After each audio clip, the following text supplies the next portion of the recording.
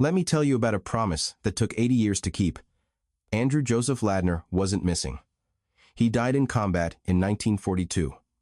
His body was recovered and buried. But for 80 years, the United States Army couldn't connect his name to his grave. Andrew existed in two separate places. His name was in one filing cabinet, TECT, killed in action, case closed. His body was somewhere else, buried in Manila, under a headstone that read simply, unknown.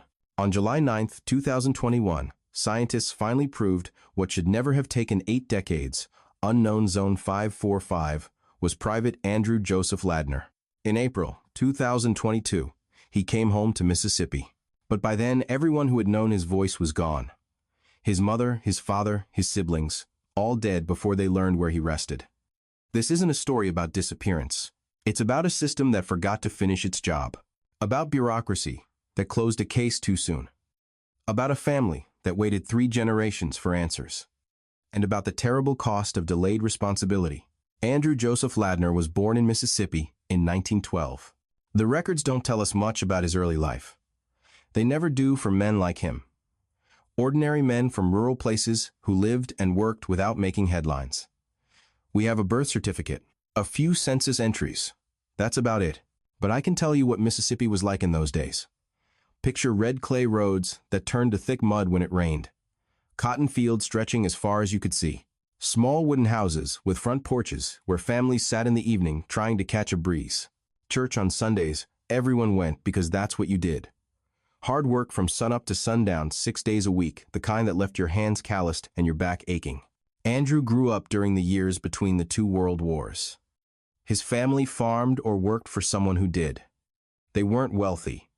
They weren't connected. They were ordinary people doing their best to make a living from hard land. When the Great Depression hit in 1929, Andrew was 17. For families like the Ladners, it wasn't the sudden shock, it was for city folks.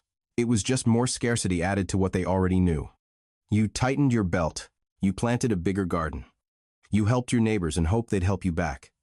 You kept going because there wasn't any other choice. I imagine Andrew as a quiet young man, strong from years of physical labor. Shoulders built from lifting and carrying and digging. The kind who didn't talk much, because he'd been raised to listen more than speak. The kind who followed instructions and did what needed to be done without complaint, because that's what men did in his world. His mother, we'll call her Mrs. Ladner because history didn't preserve her first name, probably kept a clean house despite the dust that Mississippi wind blew through every crack. She probably cooked meals that stretched as far as they needed to, making a little meat go a long way with beans and cornbread and vegetables from the garden.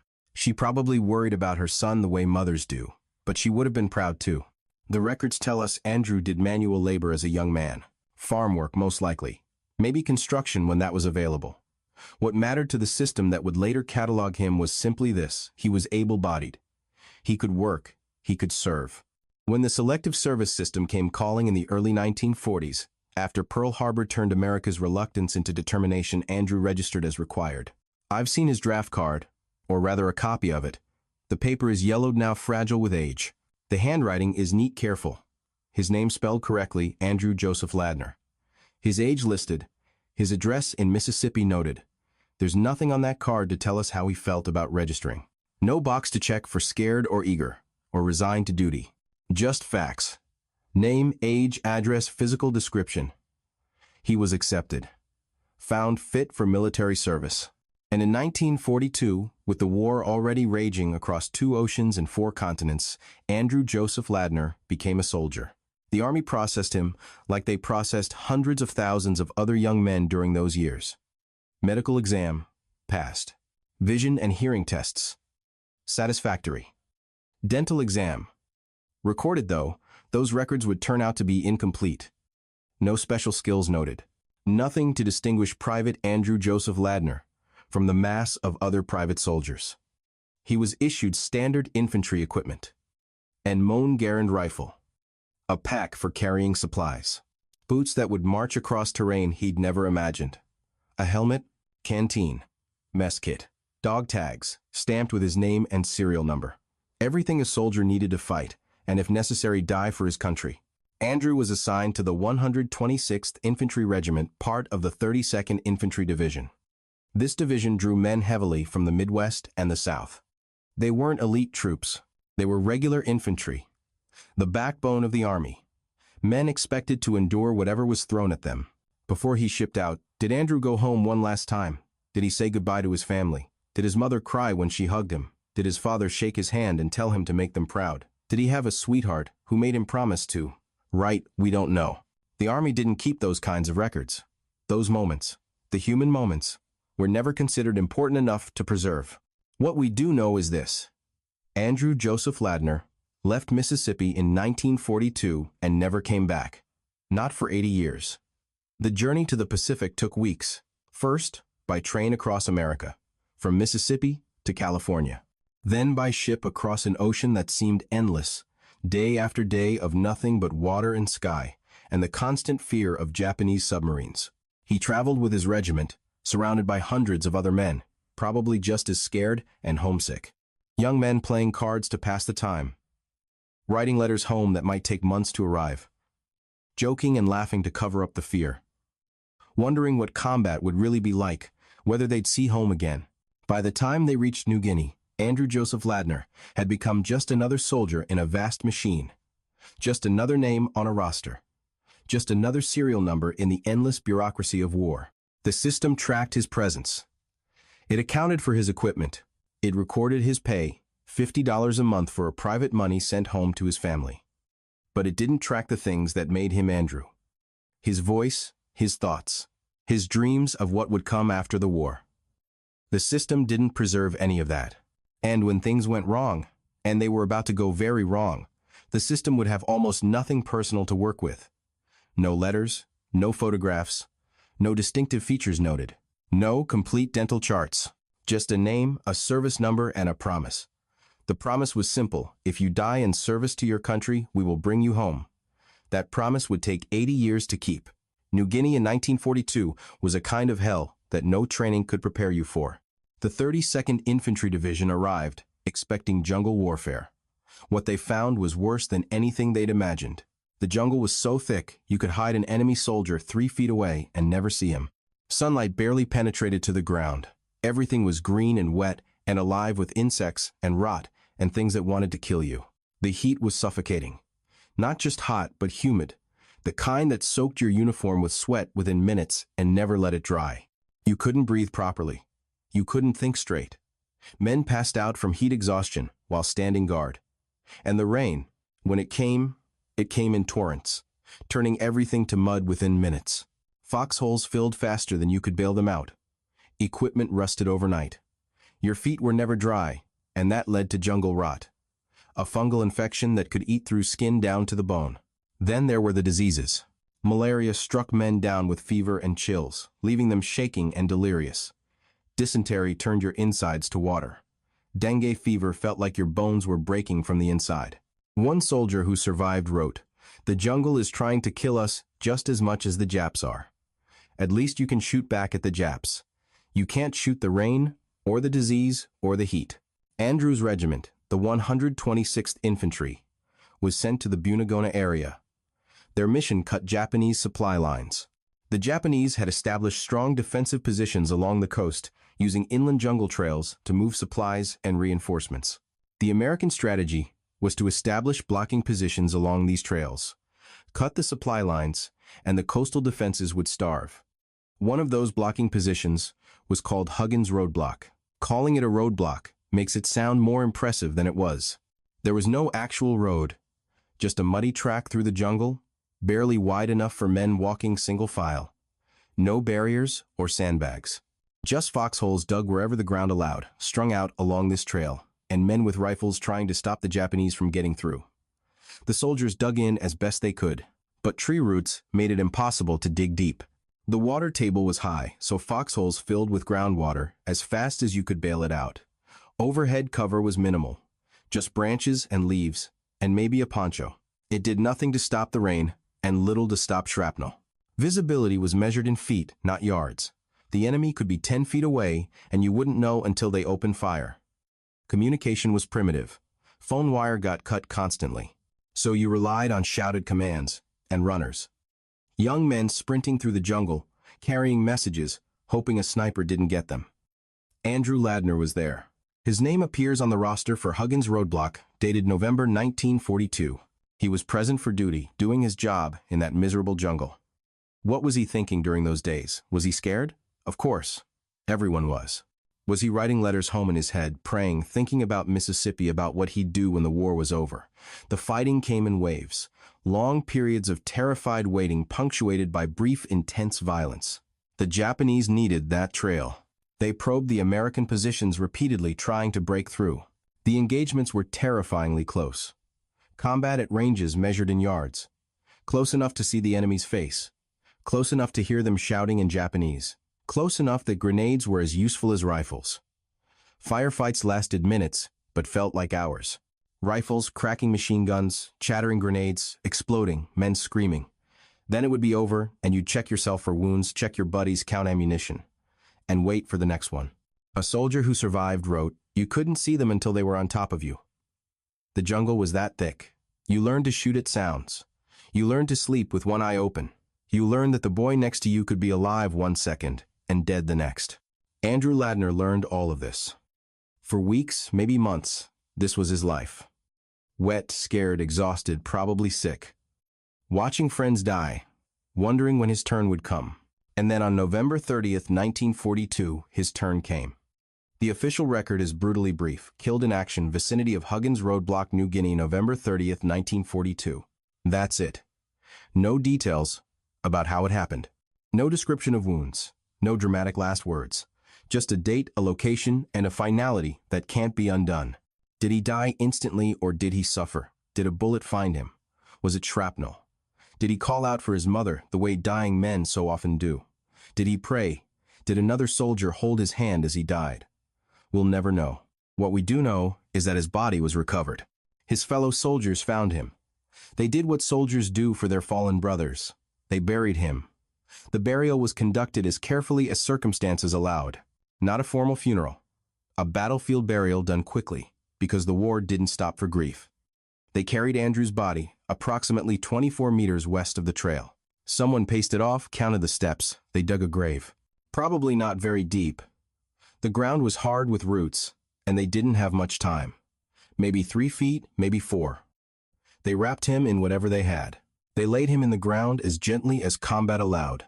Someone recorded the burial in the unit log. Private Andrew Joseph Ladner, buried approximately 24 meters west of the trail, at Huggins Roadblock, November 30th, 1942. Someone drove a stake into the ground to mark the spot, maybe scratched his name on it. Something to say. An American soldier lies here. His name was Andrew Joseph Ladner. Don't forget him. Someone probably said a prayer, maybe the 23rd Psalm, or just God bless you, Andrew. We'll make sure they know where you are. And then they filled in the grave and moved on. Because the Japanese were still out there. Because the war didn't stop. At this moment, right at this moment, Andrew Joseph Ladner's name and body were still together. The burial was recorded. The location was marked. Everything that needed to happen had happened. But the jungle had other plans. And the bureaucracy that would try to recover him had its own limitations. Neither boded well for Private Andrew Joseph Ladner. The separation between Andrew Joseph Ladner's name and his body didn't happen in combat. It happened afterward, when bureaucracy took over from necessity. By early 1943, the fighting around Buna and Ghana had moved on. The 126th Infantry Regiment was reassigned. New units rotated in. The front lines shifted. And those temporary grave markers, the ones soldiers had placed with such care, the jungle ate them. Rain dissolved ink and pencil marks on wooden crosses. Vegetation grew over disturbed earth with astonishing speed. You could leave a position for a week and come back to find it completely overgrown. Trails shifted, trees fell, rivers changed course. Within months, the area bore almost no resemblance to the hasty sketches and maps drawn during combat. The job of recovering the dead fell to the American Graves Registration Service, AGRS. Dedicated men doing sacred work. But they were operating under impossible conditions with inadequate tools. They had burial reports from combat. Reports like Private Andrew Joseph Ladner, buried approximately 24 meters west of the trail at Huggins Roadblock. But here's the problem: which trail? There were dozens, and approximately 24 meters. That measurement paced off by an exhausted soldier under fire, using a trail that might not even exist anymore. That measurement meant almost nothing 5 months later. In April 1943, 5 months after Andrew died, a recovery team made it to the area. They searched methodically. They dug test holes. They looked for disturbed earth. And they found something: a burial, remains. They exhumed the body carefully, respectfully. These men understood they were handling someone's son, someone's brother. Then they tried to identify who it was. Here's what they had to work with in 1943. Remains that had been in tropical soil for 5 months. Degraded uniform fragments if any survived. Possibly some personal effects. A watch-a-ring dog tags if they hadn't corroded. They compared what they found against burial records and dental charts. Dental comparison was the primary method of identification. But dental records from World War II were notoriously incomplete. Not every soldier had received a comprehensive exam. Sometimes dental work had been done before military service by civilian dentists, and those records weren't in Army files. The remains they found in April 1943 couldn't be conclusively matched to Andrew Joseph Ladner. Maybe the dental records didn't match. Maybe there were no usable dental records at all. Maybe the condition of the remains was too degraded. Maybe they were looking in the wrong place entirely. Whatever the reason, and the files don't specify, the identification failed. So someone made a decision, a reasonable decision given the tools available, a decision that seemed responsible at the time because you didn't want to misidentify remains. You didn't want to send the wrong body home to the wrong family. They designated the remains as Unknown Zone 545. Think about that. Andrew Joseph Ladner. A man with a name, a family, a hometown, a mother who loved him, became Unknown Zone 545. A man reduced to a number. It wasn't malicious. It wasn't negligent. The AGRS teams were doing their best under impossible conditions. They were trying to be careful, trying to be responsible. But the result was the same. Andrew's identity was stripped away and replaced with a number. The remains were moved to a temporary cemetery at Soputa, New Guinea. Then, as the military consolidated its Pacific cemeteries, they were moved again. Each time paperwork followed, always labeled X Zone 545. But Andrew's name didn't follow. His name was in a different set of files entirely. Meanwhile, Andrew Joseph Ladner was listed in casualty records as killed in action November 30th, 1942, New Guinea. His family was notified.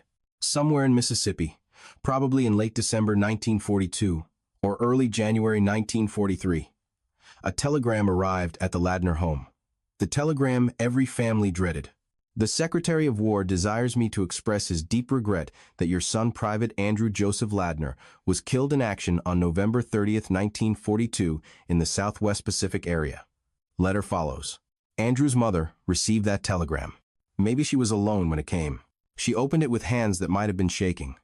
She read those terrible words. And she understood that her boy was never coming home. That somewhere in a jungle on the other side of the world, her son had died, fighting for his country. The letter that followed arrived weeks later, formal, distant. It confirmed Andrew's death. It offered condolences. But it didn't provide specific burial location details. Why not? Because officially the Army didn't have burial location details.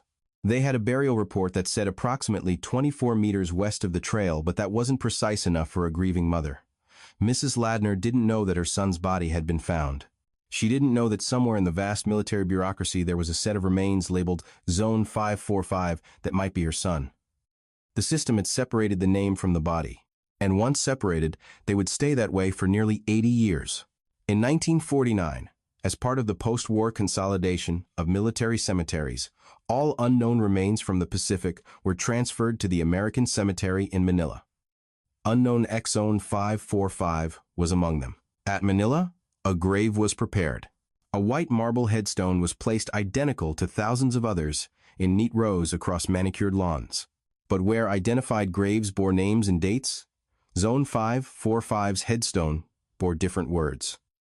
Here rests an honored Gloria comrade in arms known, but to God, it was meant to be dignified, respectful. And it was. The sentiment was genuine, the respect real.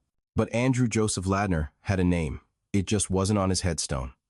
His name was in a different filing cabinet, in a different office, in a different part of the vast military bureaucracy. Two separate records, two separate truths. And nobody thought to check if they should be the same record. Andrew Joseph Ladner, an unknown exon 545, would remain separated for another 72 years. In 1948, the Army made one more attempt to find Andrew's grave. Recovery teams went back to the area around Huggins Roadblock. They searched systematically, professionally. They found nothing conclusive. The jungle had won.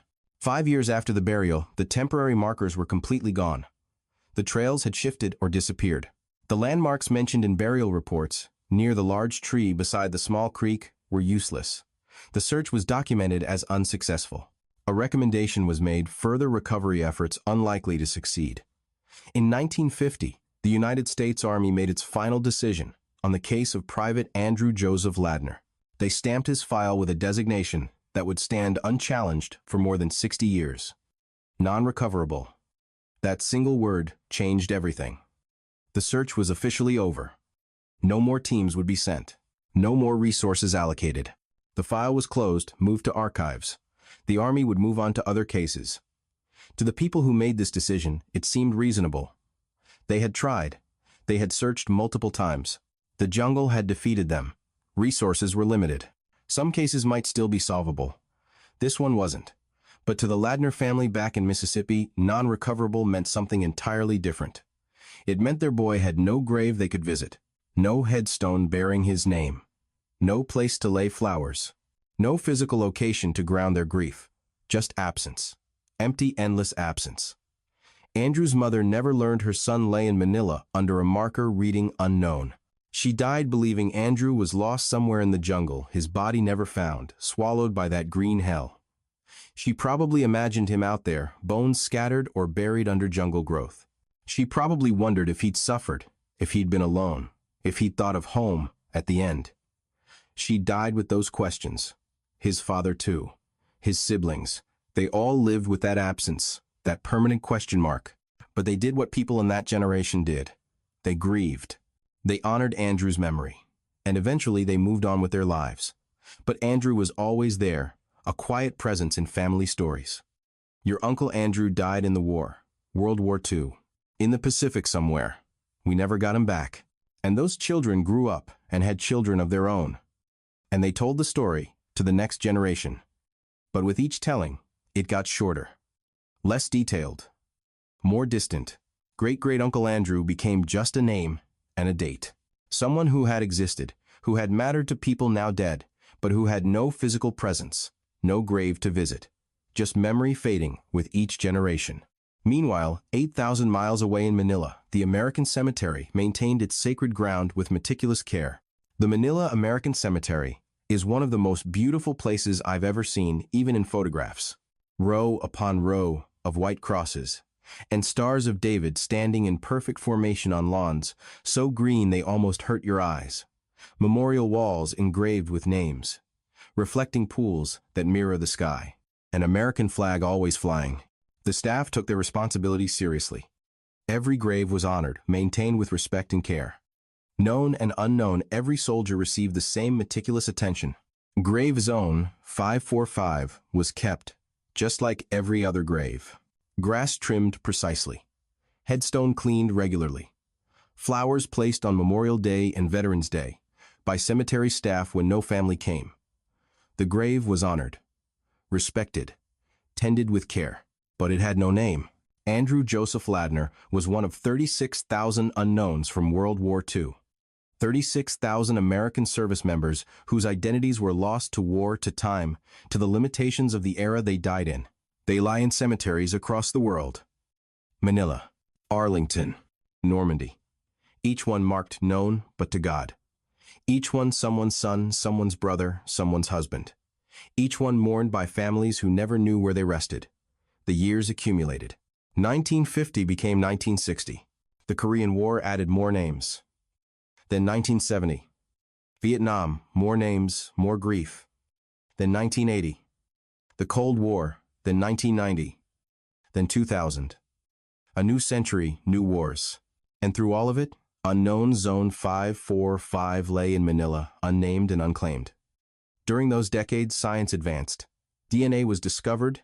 Scientists learned to analyze DNA, to extract it from tissue samples to compare genetic material.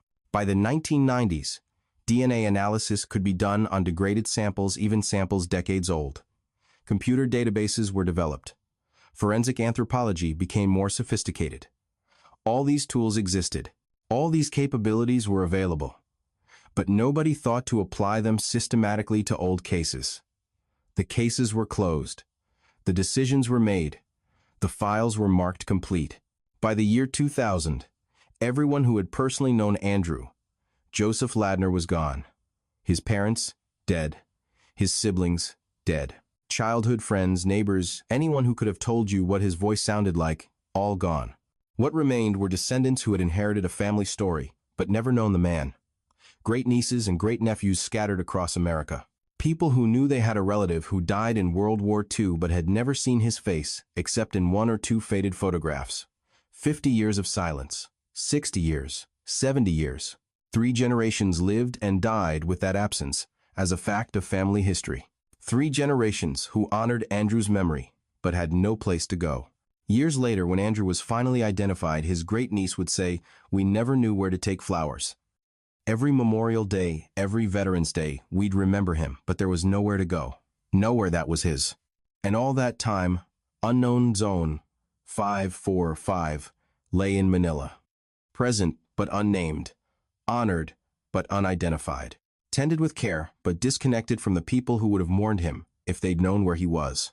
The two halves of Andrew Joseph Ladner, his name in one set of files, his body in another, existed in parallel, never touching, separated by bureaucratic walls that seemed permanent. But permanence is an illusion, and walls can be broken down. In 2016, something changed. The Defense POW, MIA Accounting Agency, DPAA, started looking at old cases with fresh eyes and modern tools. DPAA had been formed in 2015, consolidating several organizations working on accounting for missing service members. With that consolidation came new leadership, increased resources, and a new mandate: be more aggressive about solving old cases. They had capabilities that would have seemed impossible in 1950. DNA testing that could work with severely degraded remains. Digitized records making it possible to cross-reference information instantly.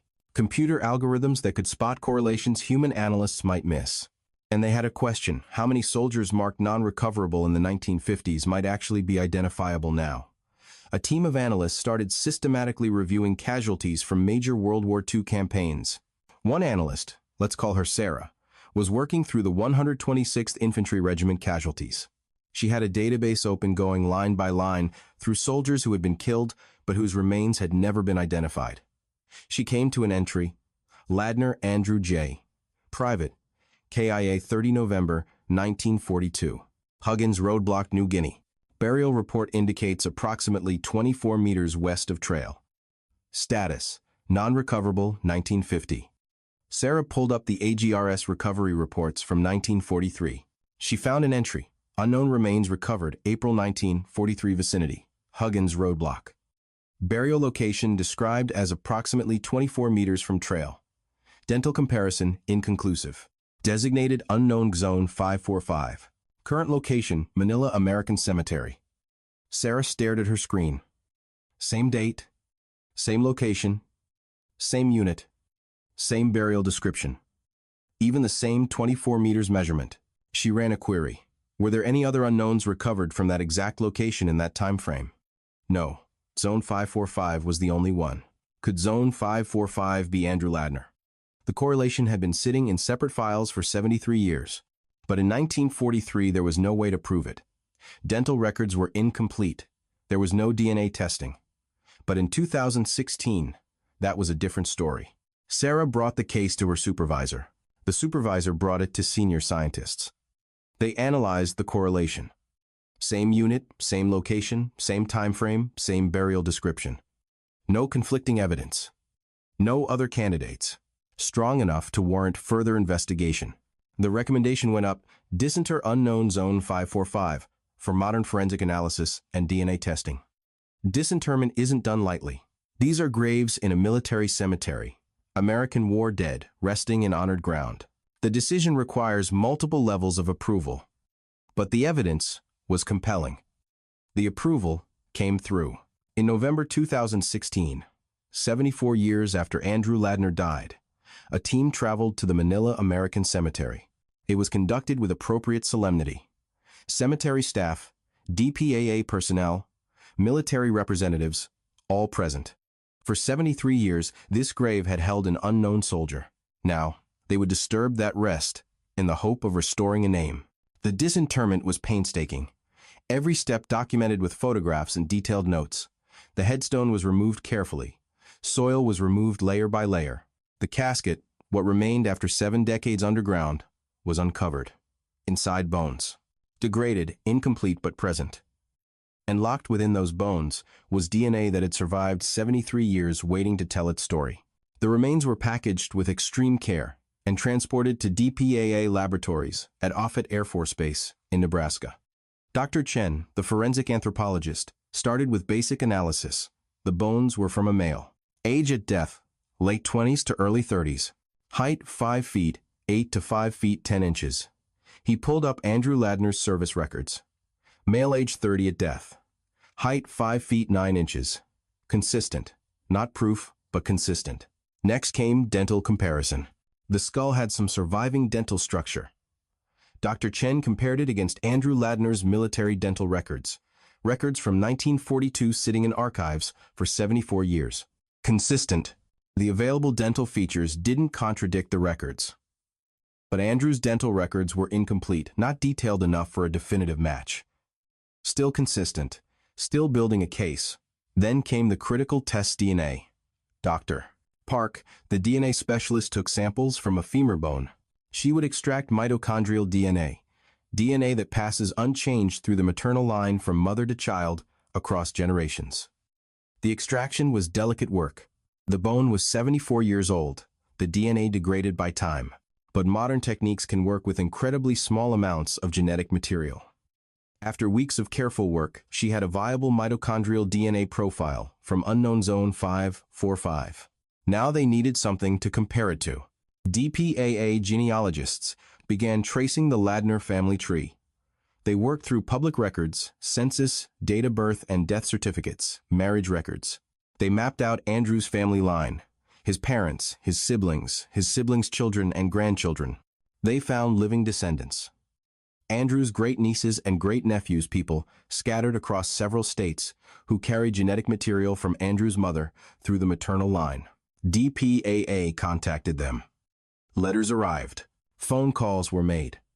This is the Defense POW MIA accounting agency calling about a World War II case. We're investigating the death of Private Andrew Joseph Ladner. We believe we may have located his remains. Would you be willing to provide a DNA sample to help us confirm his identity? The family members agreed. Of course they agreed. For generations their family had wondered. Now there might finally be answers. Blood samples were collected from multiple family members. The samples were processed. DNA was extracted. And then the moment of truth, Dr. Park compared the mitochondrial DNA from unknown exon 545 to the mitochondrial DNA from the Ladner family descendants. The genetic sequences were entered into comparison software. The analysis ran, and the result came back match. The statistical probability was overwhelming. The DNA from unknown exon 545 came from the same maternal lineage as the Ladner family samples. Unknown zone 545 was Andrew Joseph Ladner. After 79 years, science had proven what bureaucracy couldn't demonstrate in 1943. The unknown soldier finally had his name back. On July 9, 2021, the Defense POW MIA accounting agency made it official. They issued a press release, posted it on their website, sent official notifications to the Ladner family descendants. The language was bureaucratic. The Defense POW MIA accounting agency announced today that the remains of an Army soldier killed during World War II and previously designated as unknown have been identified as belonging to Private First Class Andrew J. Ladner, 30 of Mississippi. But behind that dry language was something profound. A promise made in 1942 was finally being kept in 2021. A name had been returned to the man who carried it. A family would finally know where their soldier rested, 79 years late. But the promise was being kept. Identification wasn't the end. It was the beginning of the final chapter. Andrew Joseph Ladner still needed to come home. The first step was administrative, bringing records into alignment after nearly 80 years of separation. The casualty file was updated to reflect that his remains had been recovered and identified. The cemetery records in Manila were updated to retire the designation Unknown Zone 545. Then came preparation for repatriation. The remains were placed in a transfer casket designed for international transport. New identification documents were prepared bearing Andrew's actual name. At every step, chain of custody was maintained meticulously. The military contacted the Ladner family with options. Andrew could be buried in any national cemetery, with full military honors, or the family could choose a cemetery of their own. The family didn't hesitate. They wanted Andrew home, Mississippi home. They chose Wolf River Cemetery, not far from where he'd been born, in 1912. On April 1, 2022, Andrew Ladner's remains arrived back in the United States, after 80 years. After a journey from Mississippi to California, to New Guinea, to Saputo, to Manila, and finally back across the Pacific, after traveling through bureaucratic systems, and filing cabinets, and cemetery plots, and laboratories, and time itself, he was home. The funeral was scheduled for April 9, 2022. That morning dawned clear and warm, the kind of Mississippi spring day that makes you grateful to be alive. The sky was pale blue, cloudless. A light breeze carried the scent of magnolia blossoms from somewhere nearby. Wolf River Cemetery sits under ancient oak trees, the kind that were already old when Andrew was born over a century before. The branches spread wide, creating pools of dappled shade on the ground below. Spanish moss hangs from the branches, swaying gently in the breeze like gray-green curtains. The grass is kept meticulously green even in the Mississippi heat. Old headstones mark graves, going back generations, weathered marble and granite recording names and dates, stretching back to the 1800s. It's quiet there. The deep, peaceful quiet of small southern towns, far from highways and cities. The kind of quiet where you can hear birdsong and the rustle of leaves and your own breathing. The family began gathering early. Not Andrew's family, as he'd known it. They were all gone, everyone, but their descendants. An elderly woman arrived, first leaning on a cane, moving slowly, but with determination. This was Andrew's great-niece, the granddaughter of Andrew's brother. She was in her late 70s, gray-haired, wearing a simple dark dress. She had driven 6 hours from another state to be here. I never knew him, she would say later. But my grandfather, Andrew's brother, he talked about him all the time when I was growing up. Always wondered where he was. He died in 1985, never knowing. I wish he could have lived to see this day. A middle-aged man came next, the great-great-nephew who had provided one of the DNA samples. He brought his teenage daughter with him. Andrew's great-great-great-niece, the 5th generation. She stood awkwardly in dress clothes that looked new, clearly unsure what to feel about a relative who died 60 years before she was born. Others arrived, maybe 20 people total, spanning 4 generations. Some had driven hours. Others had flown in from different states. All connected by blood to a man none of them had ever met. They gathered in small groups, speaking in hushed voices the way people do at cemeteries. Some looked at the gravesite where Andrew would be buried, the red Mississippi earth visible where a hole had been prepared. Others walked among the older headstones, reading names, finding other family members who had been buried there over the decades. At exactly 10 o'clock, the funeral procession arrived.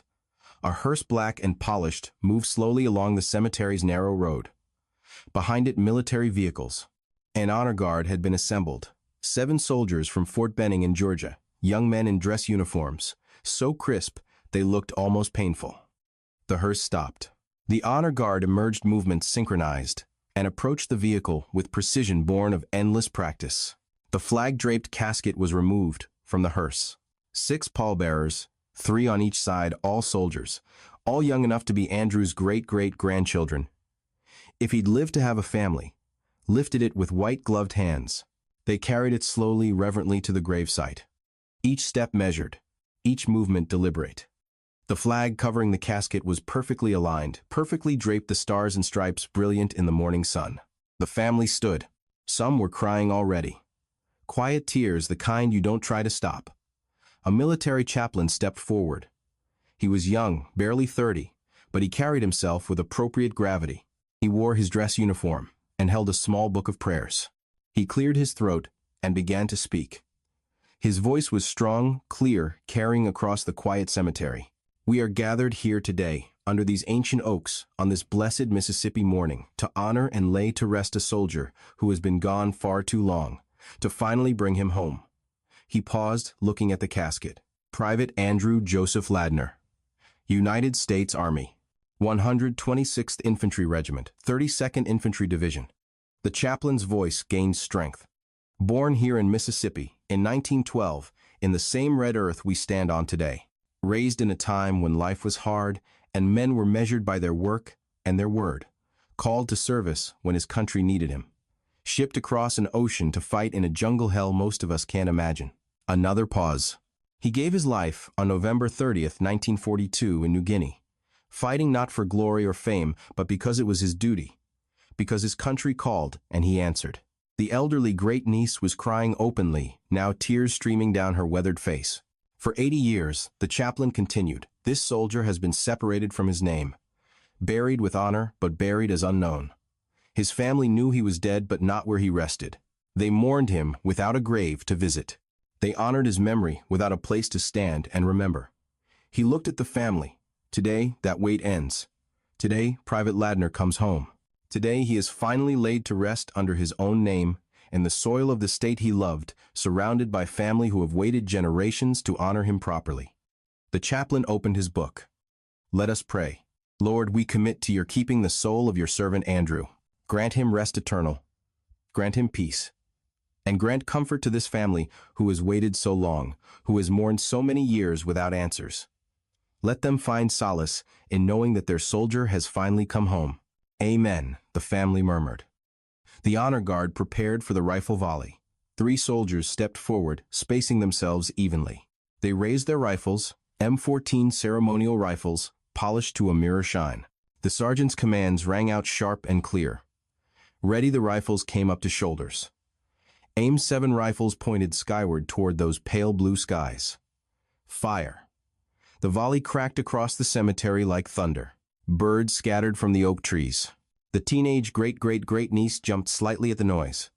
Once, twice, 3 times. 21 shots total. The honor rendered to the military dead for centuries. In the distance, a lone bugler stood beneath an oak tree. He raised his instrument and began to play. Not a recording played over speakers. An actual soldier, whose job was to know this one melody perfectly, to play it at funerals for fallen comrades. The notes of taps drifted through the cemetery, mournful and beautiful and final. The tune that has closed military funerals since the Civil War. The last call. Day is done gone, the sun. From the lakes, from the hills, from the sky. All is well, safely rest. God is nigh. Some of the family members sang along quietly, their voices barely audible. Fading light dims the sight. And a star gems the sky, gleaming bright. From afar, drawing nigh, falls the night. The elderly great-niece swayed slightly on her feet. The middle-aged nephew put an arm around her shoulders to steady her. Thanks and praise for our days. Neath the sun, neath the stars, neath the sky. As we go this, we know God is nigh. The final note hung in the air for a long moment, then faded into the rustling of leaves and the distant song of birds. The honor guard moved to the flag-draped casket. With movements perfected through countless repetitions, they lifted the flag. Each fold was exact, precise, ceremonial, each crease perfect. 13 folds, each one traditional, each one meaning something. Folded in memory of the 13 original colonies. Folded to form a triangle, the stars visible, representing the star that guided the wise men to the manger. The flag that represents a nation. Andrew died defending. When the folding was complete, the flag was a tight triangle of stars on a blue field. White gloves held it firmly. The honor guard commander took the flag. He turned sharply and approached the elderly great-niece. He knelt before her on one knee, holding the flag with both hands at chest level. His voice was formal but not cold, respectful. On behalf of the President of the United States Army, and a grateful nation, please accept this flag as a symbol of our appreciation for your loved one's honorable and faithful service. He extended the flag to her. She took it with trembling hands, held it to her chest, and began to cry in earnest. Not quiet tears anymore, but deep-racking sobs. "Thank you," she whispered. "Thank you for bringing him home." The commander stood, saluted her, and stepped back. The chaplain stepped forward again. "We commit Andrew Joseph Ladner's body to the ground, earth to earth, ashes to ashes, dust to dust, in sure and certain hope of resurrection to eternal life." The casket was lowered slowly into the Mississippi earth. The same red clay Andrew had walked on as a boy. The earth he'd left in 1942, expecting to return to someday, he had returned. Just 80 years later than anyone hoped. The family stood silently watching the casket descend. When it reached the bottom, several people stepped forward. The elderly great-niece took a handful of red earth and dropped it onto the casket. The sound of dirt hitting wood echoed in the quiet. "Welcome home, Uncle Andrew," she said softly. Others followed. Each family member took a handful of earth. Each dropped it into the grave. Each said a few quiet words. "Goodbye, welcome home, rest in peace." The teenage great-great-great-niece was last.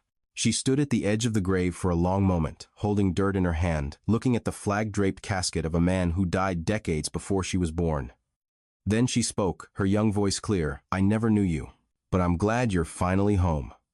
She dropped the earth and stepped back. The chaplain offered a final prayer. The honor guard saluted one last time. Then slowly, people began to move away from the grave. But many stayed. They stood in the shade of those ancient oaks, talking quietly, sharing family stories. The elderly great-niece told her nephew about their grandfather Andrew's brother, who had died never knowing where Andrew rested. The middle-aged nephew who'd provided DNA spoke to a reporter who had come to cover the funeral. "We always knew the story.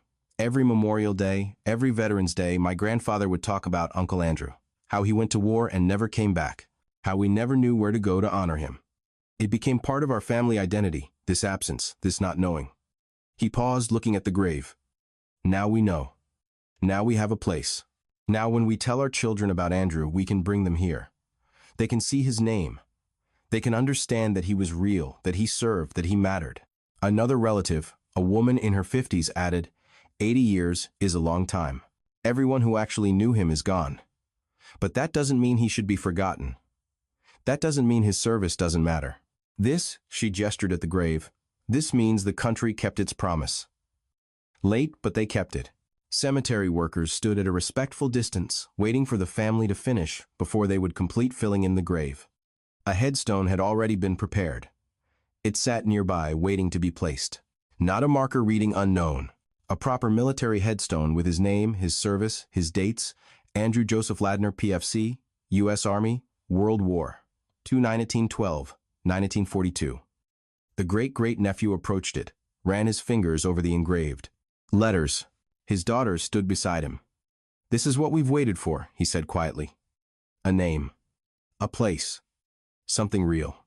Slowly, over the next hour, the family departed. Some placed flowers by the grave, wildflowers, the kind that grow in Mississippi fields. Others simply stood for a moment in silence before walking away. The elderly great-niece was last to leave. She stood alone by the grave, leaning on her cane, the folded flag tucked under her other arm.